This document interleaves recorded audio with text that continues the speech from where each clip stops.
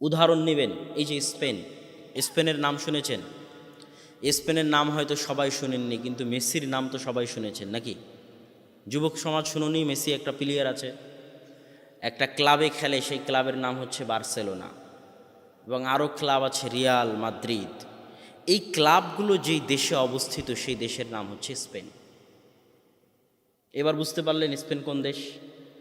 Saudi আরবে আমরা দেখি, সৌদি আরবের যুবকেরা, আমার খুব আফসোস হয়, কষ্ট হয়, শরীরে রোম শিউরে ওঠে, যে আরব দেশের এই সমস্ত যুবক, এই সমস্ত কিশোর, তারা মেসির 10 নম্বর গেঞ্জি ইউজ করে। প্রচুর মেসির ভক্ত আছে সৌদিতে, রোনালদোর গেঞ্জি ইউজ করে, মেসির গেঞ্জি ইউজ করে, এবং তারা বার্সেলোনা, রিয়াল মাদ্রিদ এই সমস্ত ক্লাবের খেলা নিয়ে সর্বদা মত্ত থাকে। যেমন আমাদের যুব সমাজ বিপিএলের খেলা নিয়ে মত্ত থাকে, বিপিএলের জুয়ায় মত্ত থাকে।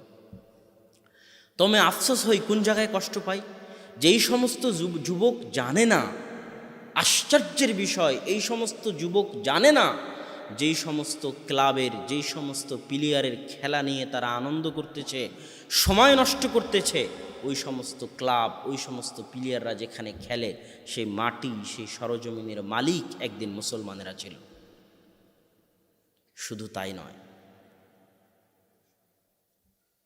অনেক বড় বড় ইমাম এই জমিন থেকে এসেছে। তাফসিরে কুরতুবির নাম শুনেছেন?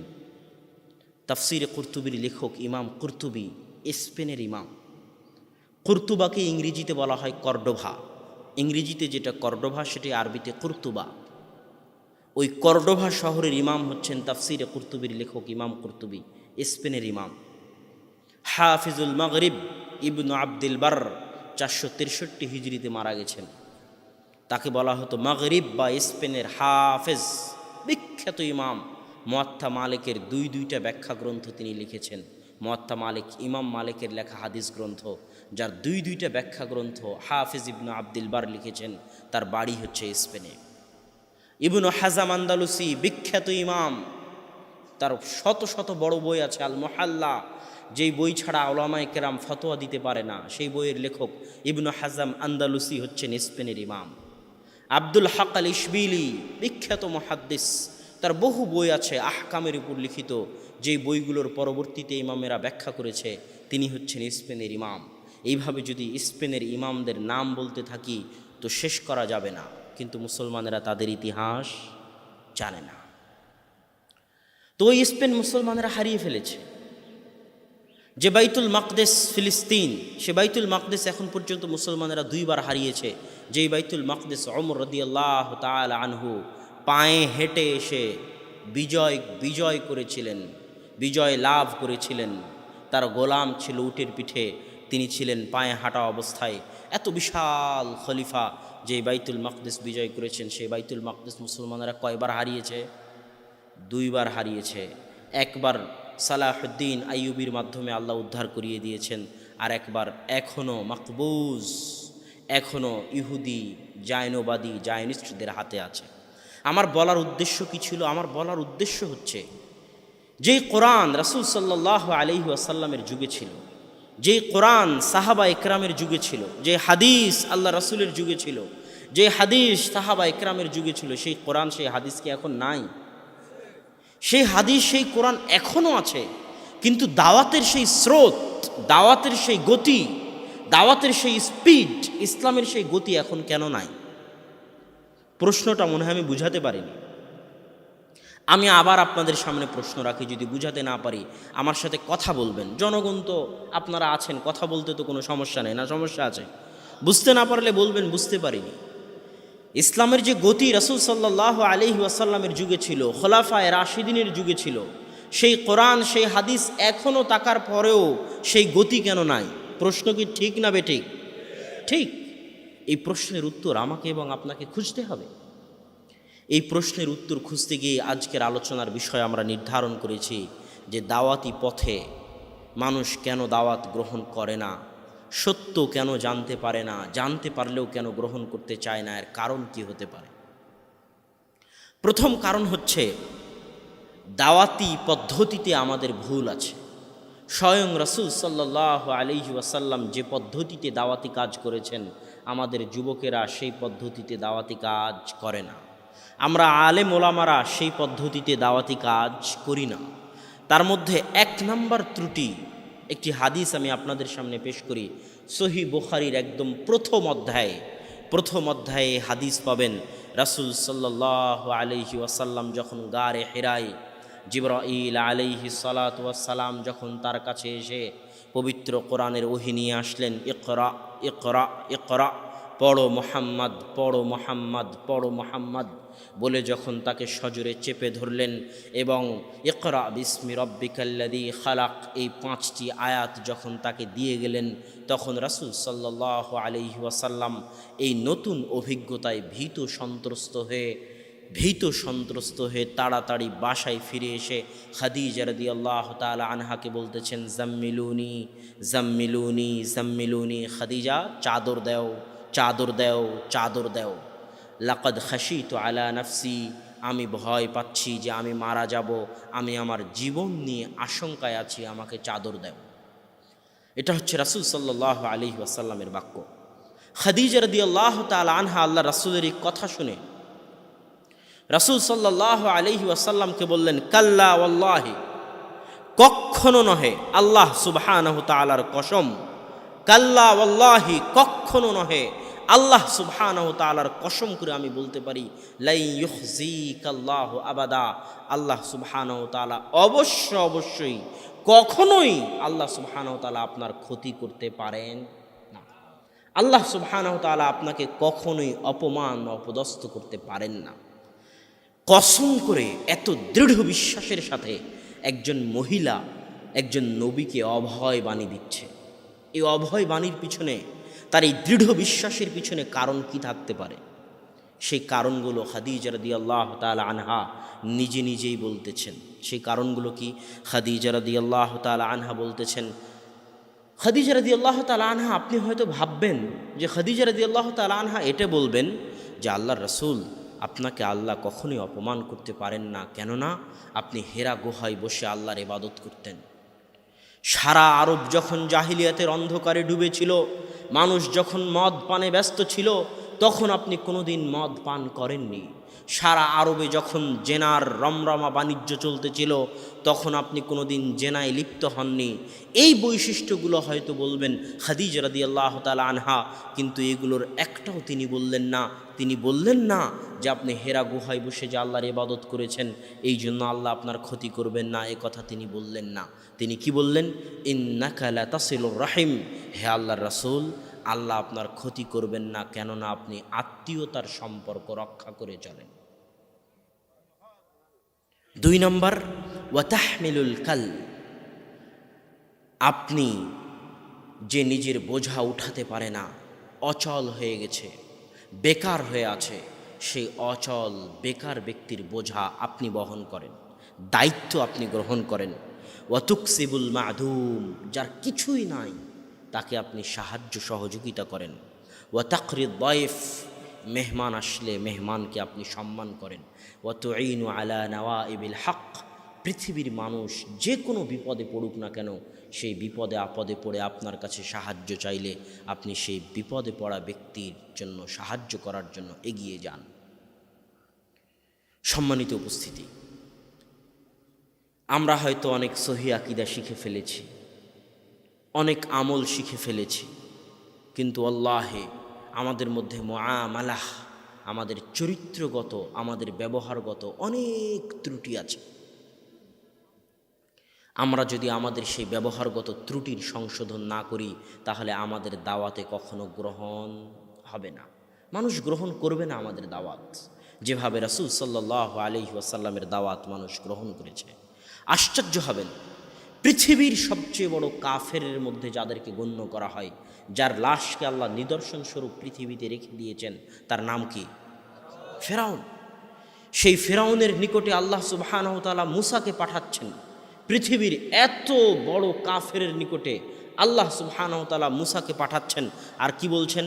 ইযহাব আনতা ওয়া আখুকা, মূসা তুমি এবং তোমার ভাই যাও ফেরাউনের নিকটে, মূসা তুমি এবং তোমার ভাই যাও ফেরাউনের নিকটে, বেআয়াতি, আমার আয়াত নিয়ে, আমার কথা নিয়ে, আমার নিদর্শন নিয়ে, ওয়ালা তানিয়া ফি যিকরি, শুনে রাখো মূসা, কখনোই আমাকে স্মরণ করতে ভুলবে না। আল্লাহ সুবহানাহু ওয়া তাআলাকে স্মরণ করা মহান ইবাদত। আমরা আল্লাহ সুবহানাহু ওয়া তাআলাকে স্মরণ করার গুরুত্ব বুঝি না। আপনাকে সৃষ্টি করা হয়েছে সকাল থেকে সন্ধ্যা পর্যন্ত, মরা থেকে জন্ম থেকে মৃত্যু পর্যন্ত আল্লাহ সুবহানাহু ওয়া তাআলাকে স্মরণ করার জন্য। ওমা খালাকতুল জিন্না ওয়াল ইনসা ইল্লা লিয়াবুদুন, মানুষ এবং জিনকে আমি কেন সৃষ্টি করেছি? আল্লাহ সুবহানাহু ওয়া তাআলার ইবাদত করার জন্য। আল্লাহ সুবহানাহু ওয়া তাআলা জানেন যে মানুষ সকাল থেকে সন্ধ্যা পর্যন্ত আল্লাহকে স্মরণ করতে পারবে না, মানুষ জন্ম থেকে মৃত্যু পর্যন্ত আল্লাহকে স্মরণ করতে পারবে না, এটা আল্লাহ সুবহানাহু ওয়া তাআলা জানেন। এই জন্য আল্লাহ সুবহানাহু ওয়া তাআলা বলছেন, হে মানুষ, সকাল থেকে সন্ধ্যা পর্যন্ত যদি আমাকে স্মরণ করতে না পারো, জন্ম থেকে মৃত্যু পর্যন্ত যদি আমাকে স্মরণ করতে না পারো, তাহলে কমসে কম অন্তত পক্ষে দিনে রাতে 24 ঘন্টায় 5 বার আমাকে স্মরণ করিও। ওয়া আকিমিস সালাতা লিযিকরি, আমাকে স্মরণ করার জন্য সালাত আদায় করো। 5 ওয়াক্ত সালাতের মাধ্যমে কমসে কম দিনে রাতে 5 বার আমাকে স্মরণ করিও। আল্লাহ সুবহানাহু ওয়া তাআলাকে স্মরণ করা মহান ইবাদত। ইউনুস আলাইহিস সালাতু ওয়াস সালাম যখন মাছের পেটে ছিলেন, তখন তিনি বলেছিলেন, লা ইলাহা ইল্লা আনতা সুবহানাকা ইন্নী কুনতু মিনাজ জালিমিন। আর আল্লাহ সুবহানাহু ওয়া তাআলা বলতেছেন, যদি ইউনুস মাছের পেটে এই তাসবিহ পাঠ না করত, লালাবিসা ফীহি ইলা ইয়াউমি ইউবআসুন, তাহলে আমি ইউনুসকে কিয়ামত পর্যন্ত মাছের পেটে রেখে দিতাম। এটা আল্লাহকে স্মরণ করার গুরুত্ব। আল্লাহ সুবহানাহু ওয়া তাআলাকে স্মরণ করা এত বড় ইবাদত, এত বড় ইবাদত যে আল্লাহ সুবহানাহু ওয়া তাআলা বলতেছেন, ফাযকুরুনি আযকুরুকুম।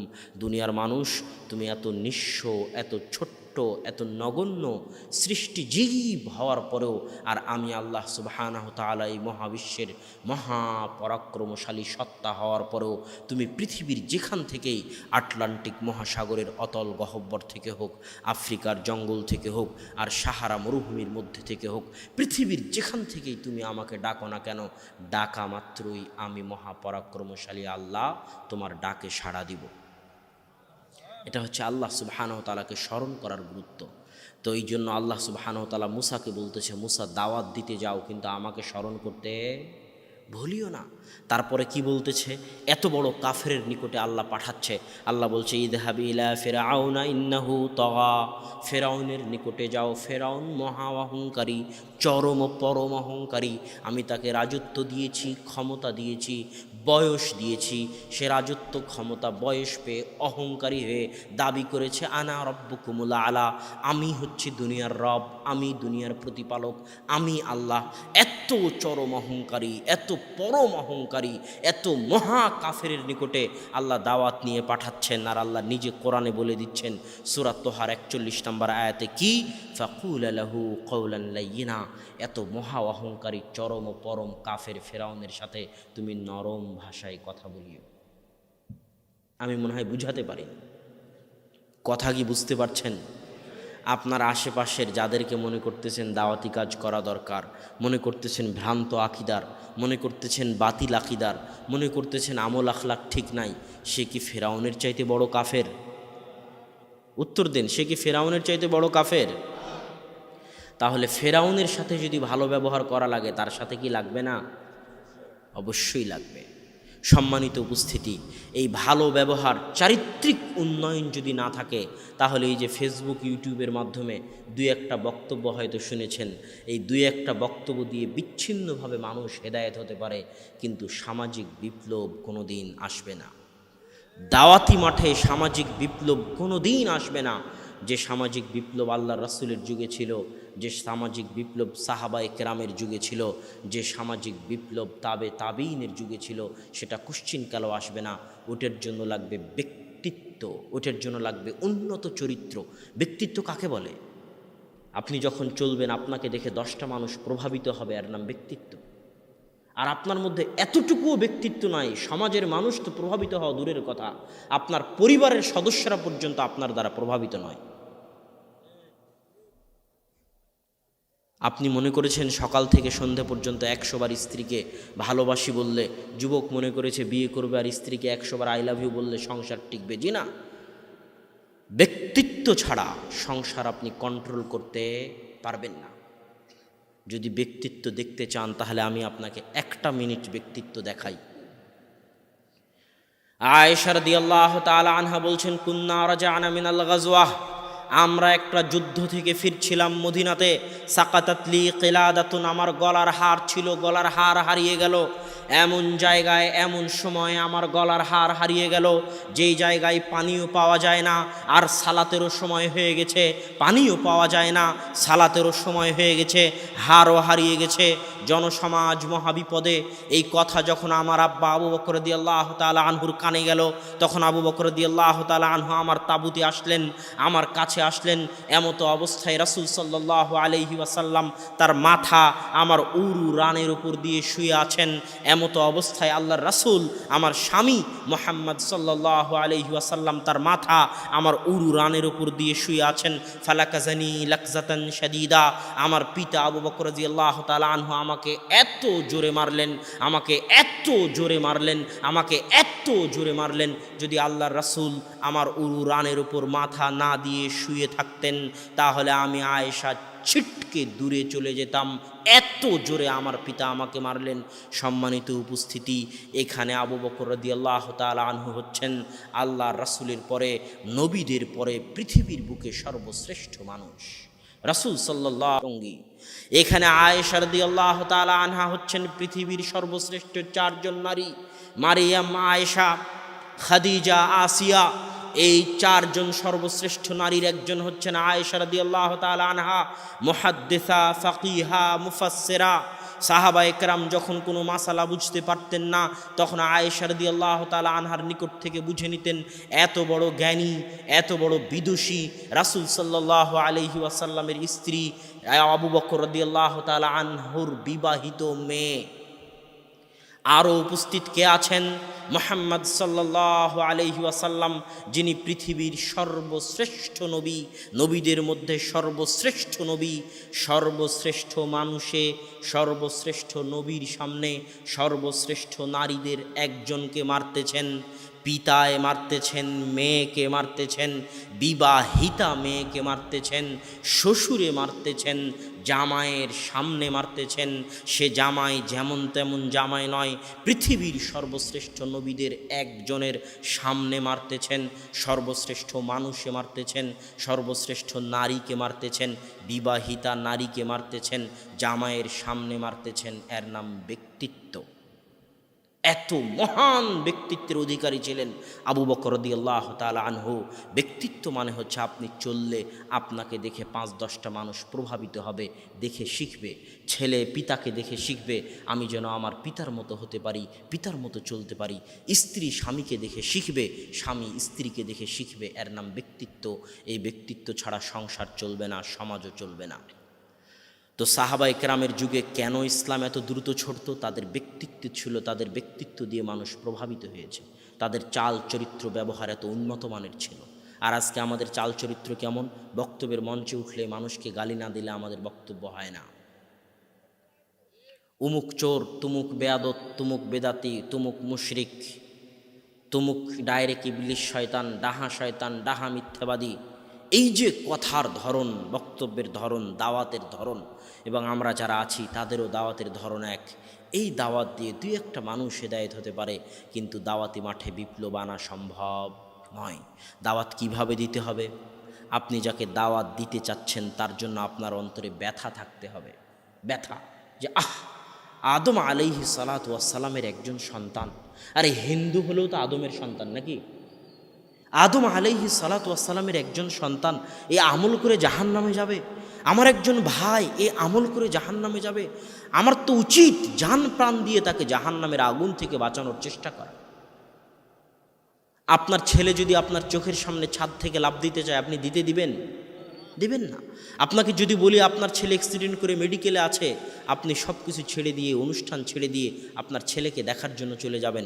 আপনাকে বলি আপনার ভাই যার প্রতি আপনি হিংসা রেখেছেন, অহংকার রেখেছেন, বিদ্বেষ রেখেছেন, যাকে আপনি বেদাতি, মিথ্যাবাদী, মুশরিক বলে দূরে সরিয়ে দিয়েছেন, আপনার ওই ভাই জাহান্নামের আগুনে জ্বলতেছে। তাকে জাহান্নামের আগুন থেকে বাঁচানোর দরদ আপনার অন্তরে থাকতে হবে। এই দরদ যখন আসবে, এই চারিত্রিক উন্নতি যখন আসবে, তখন দাওয়াতি মাঠে সাহাবীদের যুগের মতো বিপ্লব সৃষ্টি হবে। রাসূল সাল্লাল্লাহু আলাইহি ওয়াসাল্লামের যুগে একজন যুবক যা আরাবিয়ুন ওয়াবালা ফিল মসজিদ, একজন আরবি বধূ মসজিদে এসে পেশাব করে দিয়েছে। ফাসাহা বিহিন নাস, মানুষ রিরি করে উঠেছে, চিৎকার করে উঠেছে, ধরো ধরো, মারো মারো। রাসূল সাল্লাল্লাহু আলাইহি ওয়াসাল্লাম বলেছেন, উতরুকুহু, ছাড়ো, ফাইন্নাকুম বুইসতুম মুয়াসসিরিনা, তোমরা দুনিয়ার মানুষের জন্য সহজ হয়ে প্রেরিত হয়েছো, কঠিন ও খারাপ ব্যবহারের জন্য প্রেরিত হওনি, সহজ হয়ে প্রেরিত হয়েছে। রাসূল সাল্লাল্লাহু আলাইহি ওয়াসাল্লামের এই উন্নত চরিত্রের কারণেই, এই উন্নত ব্যবহারের কারণেই তার দ্বারা সাহাবীরা প্রভাবিত হয়েছে। সাহাবীদের উন্নতি চরিত্রের কারণেই আশেপাশের যারা ছিল তারা তাদের দ্বারা প্রভাবিত হয়েছে। এই জন্য আল্লাহ সুবহানাহু তাআলা বলছেন, হে আল্লাহর রাসূল, ওয়ালাউ কুনতা ফাদ্দান গালিযাল কলবি, আপনি যদি কর্কশ ব্যবহারের মানুষ হতেন, খারাপ কথার মানুষ হতেন, লান ফাদ্দু মিন হাওলিক, তাহলে দুনিয়ার মানুষ আপনার থেকে দূরে চলে যেত। বরং এটা আল্লাহর দয়া, আল্লাহর রহমত, ফাবিমা রাহমাতিম মিনাল্লাহ, আল্লাহর দয়ায়, আল্লাহর রহমতে আল্লাহ আপনাকে নরম ব্যবহারের করে দিয়েছেন। আপনার এই নরম ব্যবহারের কারণে মানুষ আপনার দ্বারা প্রভাবিত হয়, মানুষ আপনার থেকে দিন শিখে। সম্মানিত উপস্থিতি, এতক্ষণ আলোচনার মূল অংশ ছিল যে আমাদের দাওয়াতি মাঠে বিপ্লব না আসার অন্যতম কারণ হচ্ছে আমাদের দাওয়াত প্রদানের পদ্ধতি কি নয়, সঠিক নয়। রাসূল সাল্লাল্লাহু আলাইহি ওয়াসাল্লামের যে 5টা গুণ খাদিজা বললেন, ওই 5টা গুণই মানব সেবা সংক্রান্ত, মানব সেবার সাথে সম্পৃক্ত। আমরা সেটা থেকে দূরে চলে গেছি, এই জন্যই দাওয়াতি মাঠে বিপ্লব নাই। আপনারা ডাক্তার জাকির নায়েকের বহু ভিডিও দেখেননি? দেখেছেন? তার ভিডিওতে বহু মানুষ ইসলাম গ্রহণ করে না। ইসলাম গ্রহণ করার পর তাদের কি হয়? তাদের জিম্মেদারি, তাদের দায়িত্ব, তাদের ব্যবস্থাপনা, তাদের হেফাজতের দায়িত্ব কেউ গ্রহণ করে? কেউ গ্রহণ করে না। কিন্তু রাসূল সাল্লাল্লাহু আলাইহি ওয়াসাল্লামের যুগে কেন মানুষ ইসলাম গ্রহণ করবে না? রাসূল সাল্লাল্লাহু আলাইহি ওয়াসাল্লামের যুগে ওয়ালাউল ইসলাম, ইসলাম গ্রহণ করার মাধ্যমে একটা সম্পর্ক স্থাপিত হতো। কেউ যদি কারো হাতে ইসলাম গ্রহণ করে, তাহলে যার হাতে ইসলাম গ্রহণ করবে তার সার্বিক দায়িত্ব, যে তার হাতে ইসলাম গ্রহণ করতেছে তার হেফাজতের, তার খাওয়ার, তার পড়ার, তার বিবাহের, তার বাড়ি, তার ঘরের, এভরিথিংয়ের দায়িত্ব সে পালন করবে যার হাতে সে ইসলাম গ্রহণ করবে। এই ব্যবস্থা কার যুগে ছিল? রাসূল সাল্লাল্লাহু আলাইহি ওয়াসাল্লামের যুগে ছিল। সে ব্যবস্থা এখন নাই। হাজারো হিন্দু আছে ভারতে যারা এই নিরাপত্তার অভাবে ইসলাম গ্রহণ করতে পারে না। এই জন্য দাওয়াতি মাঠে বিপ্লব নয়। শুধু ইউটিউব, ফেসবুকের বিচ্ছিন্ন দাওয়াত দিয়ে দাওয়াতি মাঠে বিপ্লব সম্ভব নয়। যতক্ষণ না আমরা আমাদের চরিত্রকে উন্নত করব, আমাদের ব্যক্তিত্বকে উন্নত করব, আমাদের ব্যবহারকে উন্নত করব, যার দ্বারা আমরা আমাদের আশেপাশের মানুষকে প্রভাবিত করতে পারব। 2 নম্বর পয়েন্ট, 2 নম্বর কারণ হচ্ছে দাওয়াতকে অনুষ্ঠানের মধ্যে সীমাবদ্ধ করে দেওয়া। তার মানে আপনি পৃথিবীর যে কোনো ধর্মকে যদি ধ্বংস করতে চান, তো সেটাকে অনুষ্ঠানের মধ্যে সীমাবদ্ধ করে দিন। যেমন কথার কথা আপনি ভাবতেছেন আমি হিন্দু ধর্মকে ধ্বংস করে দেব, তো হিন্দু ধর্মকে অনুষ্ঠানের মধ্যে সীমাবদ্ধ করে দিন। যেই দিন দুর্গা পূজা হবে সেই দিন হিন্দুরা আসবে, দুর্গা পূজা নাই, হিন্দুরাও নাই। তার মানে হিন্দু ধর্ম কি শেষ? খ্রিস্টান ধর্মকে শেষ করতে চান, খ্রিস্টান ধর্মকে অনুষ্ঠানের মধ্যে সীমাবদ্ধ করে দিন। যেই দিন শুধু বড়দিন হবে, ঈসা আলাইহিস সালাতু ওয়াস সালামের জন্মদিন হবে, সেই দিন মানুষজন গির্জায় আসবে। জন্মদিন শেষ, গির্জাও খালি। কথা মনে হয় বুঝাতে পারলাম না? ঠিক ইসলামকে যদি ধ্বংস করতে চান, তো ইসলামকে অনুষ্ঠানের মধ্যে সীমাবদ্ধ করে দিন। কিভাবে? যেই দিন শুধু শবে বরাত হবে সেই দিন মসজিদ ভর্তি, শবে বরাত শেষ, মুসল্লিও নাই। আছে না নাই? যেই দিন ঈদে মিলাদুন্নবী হবে সেই দিন ট্রাকে করে আল্লাহ রাসূলের প্রতি ভালোবাসা দেখানোর জন্য বের হয়েছে, আর বলছে ইয়া নবী সালাম আলাইকা, বলে না? অথচ এই বাক্যের মধ্যে যে আল্লাহ রাসূলের অপমান হয় সেটা কিন্তু আমাদের এই ভাই জানে না। আমি তাদেরকে বলতে চাই, হে ভাই, তোমরা যারা ইয়া নবী সালাম আলাইকা পড়ো, তারা একবার আল্লাহ তার রাসূলকে কিভাবে ডেকেছে একবার তো দেখো। সারা কোরআন একবার তো খুলে দেখো। এই সমগ্র কোরআনের প্রথম থেকে নিয়ে শেষ পর্যন্ত আল্লাহ অন্য নবীদেরকে যতবার ডেকেছেন, সব নবীকে নাম ধরে ডেকেছেন। ইয়া জাকারিয়া, জাকারিয়ার নাম ধরে ডেকেছেন। ইয়া ইব্রাহিম, ইব্রাহিম আলাইহিস সালাতু ওয়াস সালামের নাম ধরে ডেকেছেন। কিন্তু যখন আমাদের নবী মুহাম্মদ সাল্লাল্লাহু আলাইহি ওয়াসাল্লামকে ডেকেছেন, তখন বলছেন ইয়া আইয়ুহান নবী কুল্লি আজওয়াজিক, আইয়ুহান নবী। আপনারা তাশাহুদে পড়েন না আইয়ুহান নবী? না, তাশাহুদে ইয়া নবী আছে। তাশাহুদে কি আছে? আইয়ুহান নবী আছে। তাহলে ইয়া নবী আর আইয়ুহান নবীর মধ্যে পার্থক্য কি? আমি আপনাকে বললাম এ আব্দুল্লাহ, এ আহমদ, এই ডাকের মধ্যে কোনো সম্মান আছে? কোনো সম্মান নাই। আপনি প্রধানমন্ত্রীকে ডাকতেছেন মাননীয় প্রধানমন্ত্রী, মহামান্য বিচারপতি, সম্মানিত জনাব অমুক অমুক, ডাকেন না? তো আল্লাহ সুবহানাহু ওয়া তাআলা যখন তার নবীকে ডাকতেছে তখন বলতেছে ইয়া আইয়ুহান নবী, হে মাননীয় নবী, হে সম্মানিত নবী, হে মহামান্য নবী, হে সম্মানিত নবী মুহাম্মদ সাল্লাল্লাহু আলাইহি ওয়াসাল্লাম। নামটাও আল্লাহ নেননি, জাস্ট হে সম্মানিত, হে মহামান্য নবী বলে ডেকেছেন। আর সেই জায়গায় তারা বলছে ইয়া নবী মানে এই মোহাম্মদ, ইয়া নবী মানে এই মোহাম্মদ, নাউজুবিল্লাহ। আর তারা বলতেছে তারা নাকি আল্লাহ রাসূলের আশিক। হে ভাই, আপনি একবার চিন্তা করুন যে আপনি আল্লাহ রাসূলের আশিকির নামে আল্লাহ রাসূলকে অপমান করতেছেন। সম্মানিত উপস্থিতি, তাহলে ঈদে মিলাদুন্নবী একটা অনুষ্ঠান। এই অনুষ্ঠানের মধ্যে যখন আমি দিনকে সীমাবদ্ধ করে দিলাম, ঈদে মিলাদুন্নবী শেষ, ইসলামও শেষ। টঙ্গীর ইজতেমায় হাজার হাজার মানুষ একসাথে হাত তুলে দোয়া করতেছে, টঙ্গীর ইজতেমাও শেষ, মুসল্লিও শেষ। তো ইসলামকেও যদি ধ্বংস করতে চান সেটাকে কার মধ্যে সীমাবদ্ধ করে দিতে হবে? অনুষ্ঠানের মধ্যে।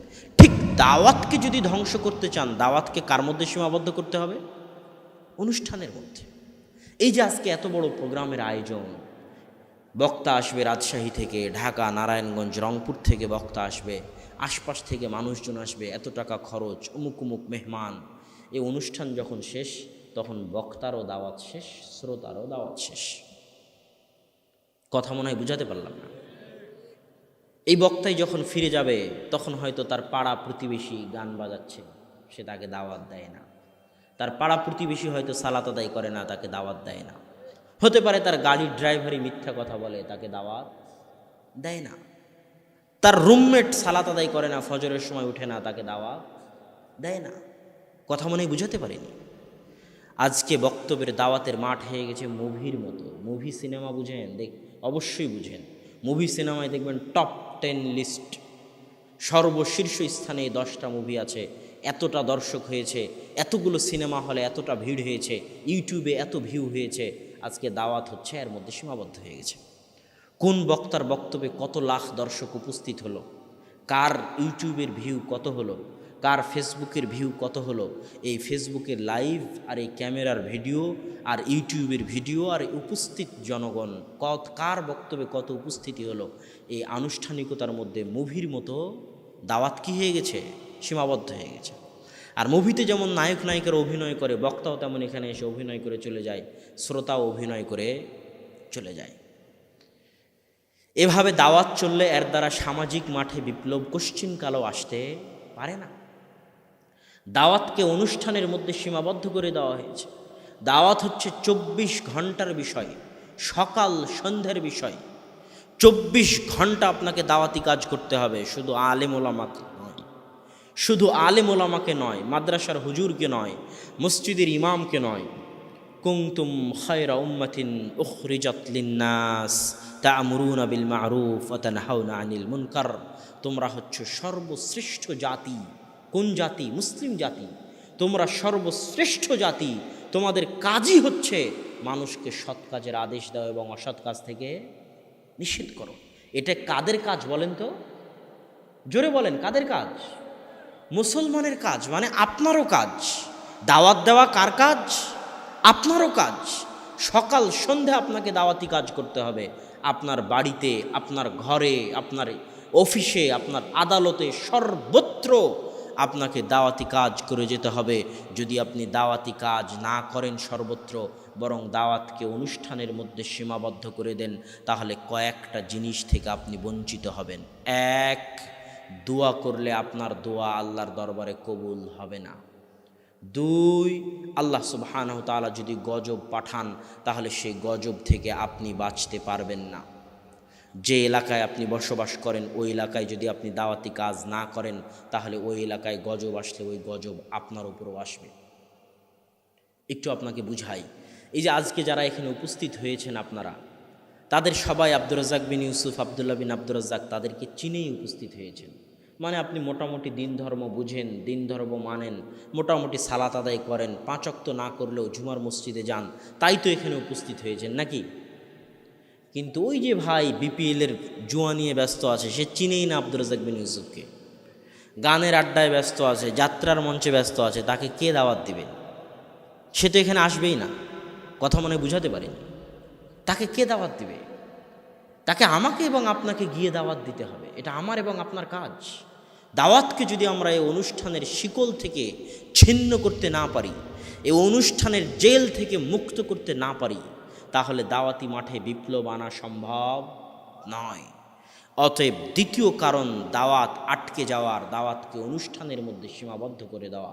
আল্লাহ সুবহানাহু ওয়া তাআলা আমাদের তৌফিক দিক, আমরা যেন দাওয়াতকে অনুষ্ঠানের বন্দি থেকে মুক্ত করে সর্বত্র সার্বিক জীবনে সকাল সন্ধ্যা দাওয়াতি কাজ করি। আল্লাহ আমাদের সেই তৌফিক দিক, আল্লাহুম্মা আমিন। যত বৃদ্ধ মানুষ আছেন, আপনারা যারা সকালে ফজরের সালাতে উঠেন, আপনার পাড়া প্রতিবেশীকে কি ফজরের সালাতে ডাকেন? আপনার ছেলে মেয়েদেরকে কি ফজরের সালাতে ডাকেন? এটা আপনার দায়িত্ব। আমি আমার নানাকে দেখেছি, কেউ উঠুক আর না উঠুক, আমার নানা কোনো দিন ফজরের সালাতে একাই কাউকে বিনা ডেকে মসজিদে যায়নি, ডাকতে ডাকতে মসজিদে যেতেন। এটা আপনার দায়িত্ব। এই দায়িত্বের জন্য কিয়ামতের মাঠে আপনাকে জবাবদিহি করতে হবে। স্বয়ং আল্লাহ সুবহানাহু ওয়া তাআলা পবিত্র কোরআনে স্পষ্টভাবে বলে দিয়েছে। আপনাদেরকে একটা আয়াত পড়ে শোনাই, সূরা আরাফের 164 নম্বর আয়াত। আল্লাহ বলছেন, ওয়াইদ ক্বালাত উম্মাতুম মিনহুম লিমা তাঈদুনা কওমান আল্লাহু মুহলিকুহুম আও মুআযযিবুহুম। যারা দাওয়াত দেয় তাদেরকে যখন কেউ বলে, আরে তোমার এত কষ্ট করে দাওয়াত দেওয়ার কি দরকার?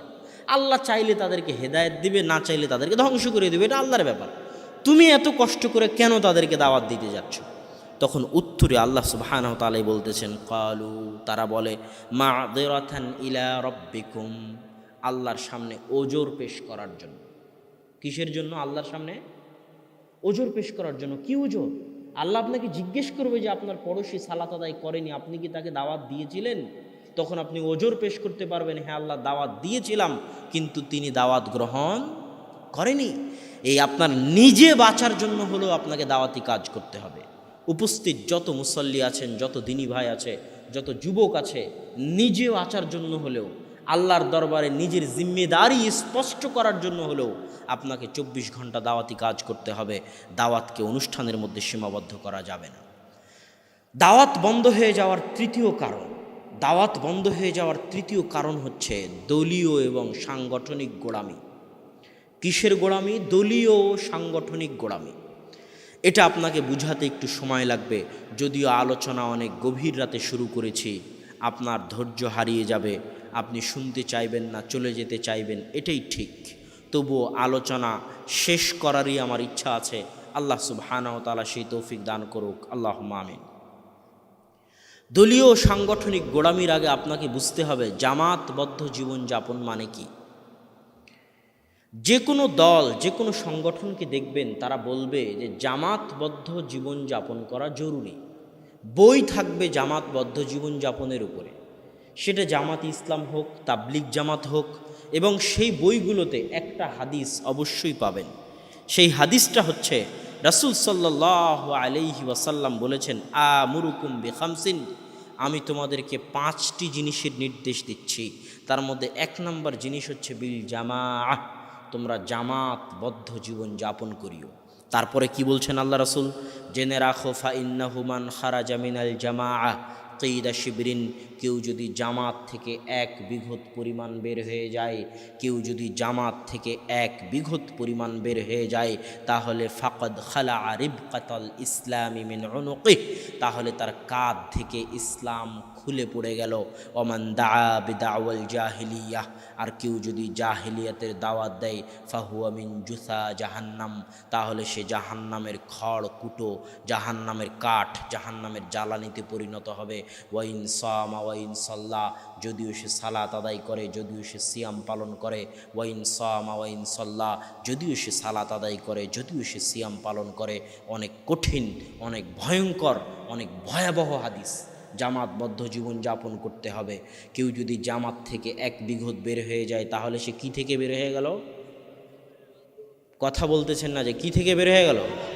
ইসলাম থেকে বের হয়ে গেল। তাবলিগ জামাতের বইয়ে দেখবেন একই হাদিস আছে, যারা আগে ইজতেমা শেষ করলো তারা হচ্ছে সাদ কান্ধলবির বিরোধী গ্রুপ, আর যারা পরে ইজতেমা করবে তারা সাদ কান্ধলবি গ্রুপ।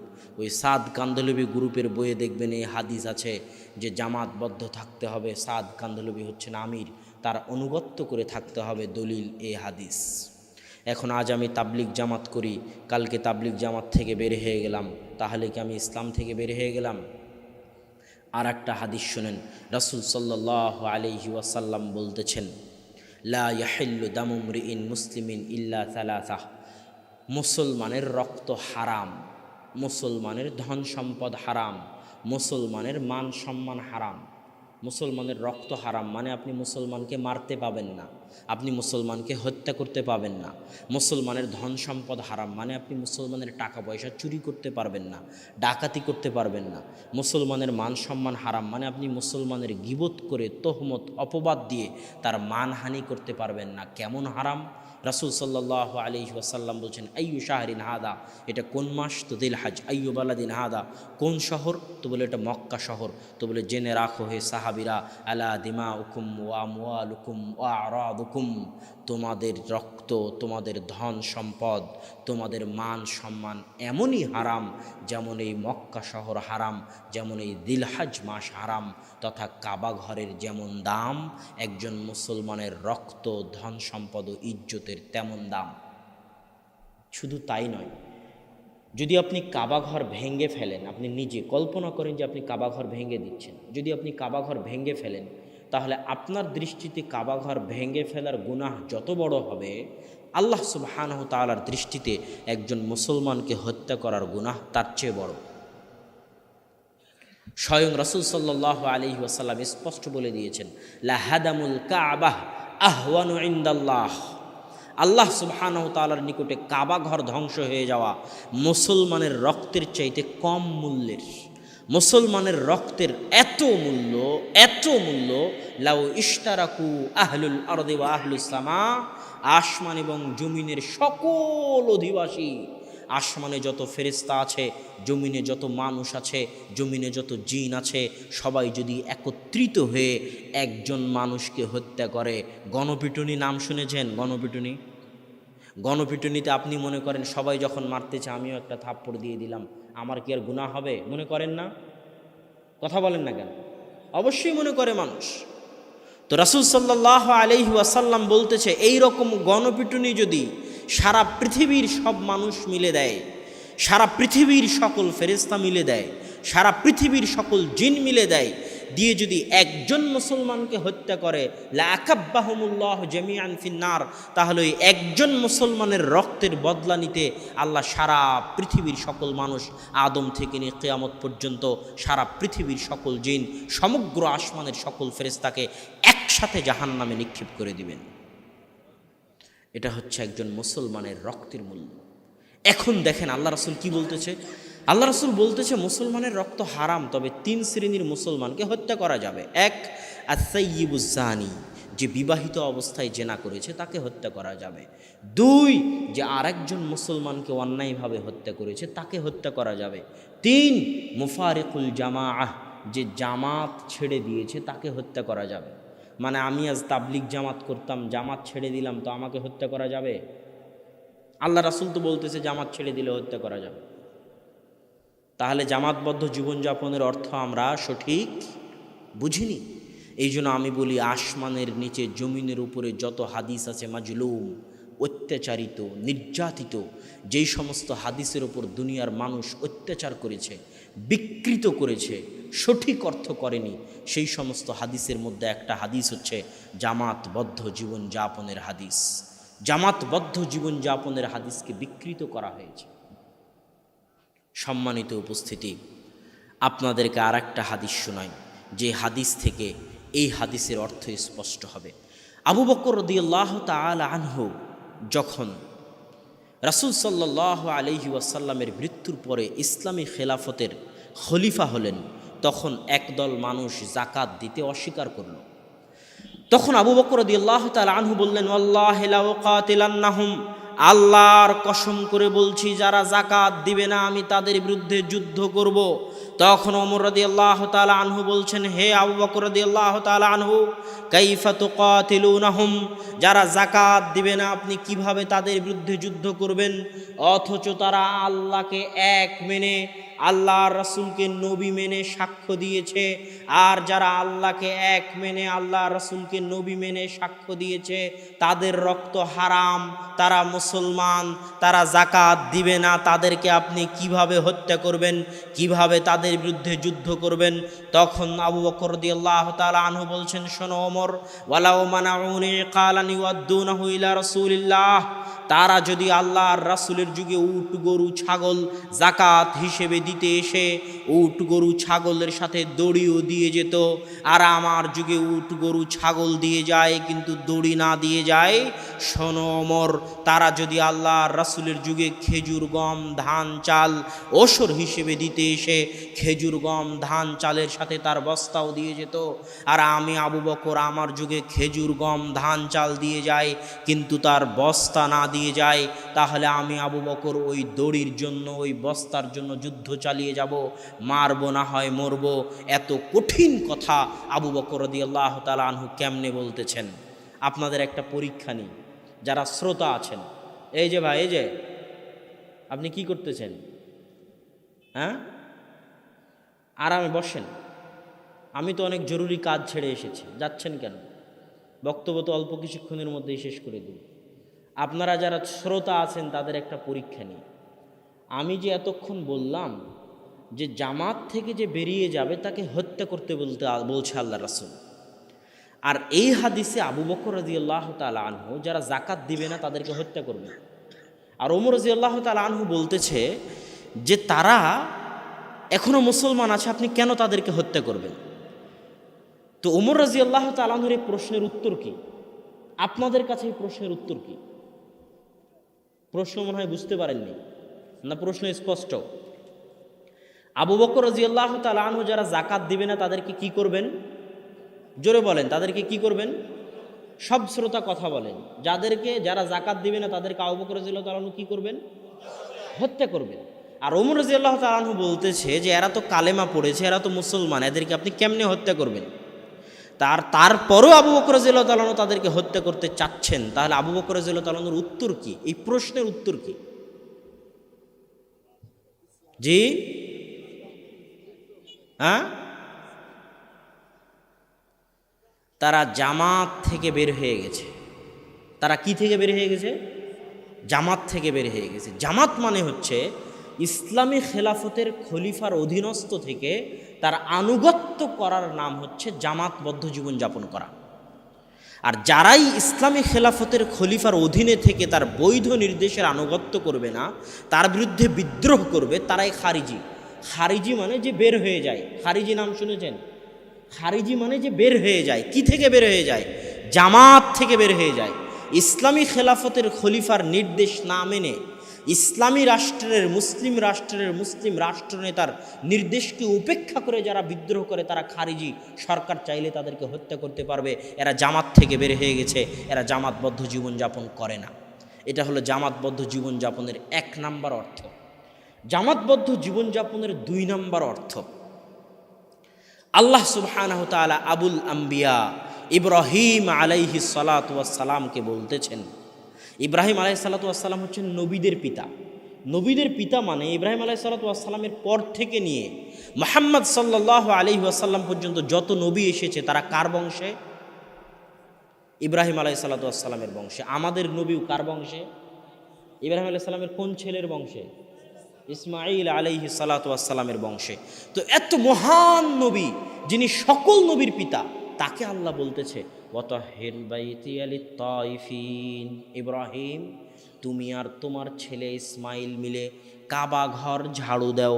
মানুষ কাবা ঘরে তাওয়াফ করতে এসে মানুষের পা থেকে যে ময়লা পড়ে যায়, মানুষের নাক থেকে যে ময়লা পড়ে যায়, মানুষের শরীর থেকে যে ময়লা পড়ে যায়, ইব্রাহিম তুমি আর তোমার ছেলে মিলে মানুষের ফেলে যাওয়া সেই ময়লা ঝাড়ু দিবা, মানুষের ফেলে যাওয়া সেই ময়লা পরিষ্কার করবা, কাবা ঘরের মেঝে তুমি মুছবা, কাবা ঘরের মেঝে তুমি ঝাড়ু দিবা। কি বুঝলেন? মসজিদ পরিষ্কার করা কাদের কাজ? নবীদের কাজ। কাদের কাজ? নবীদের কাজ। মারিয়াম আলাইহিস সালাতু ওয়াস সালামের নাম শুনেছেন? হ্যাঁ, আল্লাহ যার পবিত্রতার বর্ণনা কোরআনে দিয়েছে, পিতা ছাড়া আল্লাহ যার পেটে সন্তান দিয়েছে, যার কোলে তার সন্তান তার পবিত্রতার সাক্ষী দিয়েছে, যার সন্তানকে আল্লাহ নবী বানিয়েছেন, তার নাম ঈসা আলাইহিস সালাতু ওয়াস সালাম, সেই মারিয়াম আলাইহিস সালাতু ওয়াস সালামের কাজ ছিল বাইতুল মাকদেস ঝাড়ু দেওয়া। আল্লাহু আকবার। কি কাজ ছিল? কথা বলেন, কি কাজ ছিল? বাইতুল মাকদেস ঝাড়ু দেওয়া। এত মহান নারী, পৃথিবীর সর্বশ্রেষ্ঠ নারীদের একজন, তার কাজ ছিল বাইতুল মাকদেস ঝাড়ু দেওয়া।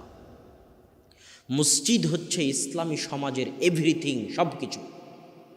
আপনাদের এলাকায় আওয়ামী লীগ বিএনপি আছে না নাই? আওয়ামী লীগ বিএনপি একটা সংগঠন, তাই না? এই সংগঠনের নেতা আছে না নাই? ইসলামও একটা সংগঠন, ইসলাম নামক এই সংগঠনেরও নেতা আছে। ইসলাম নামক সংগঠনের নেতাকে মুহাম্মদ সাল্লাল্লাহু আলাইহি ওয়াসাল্লাম।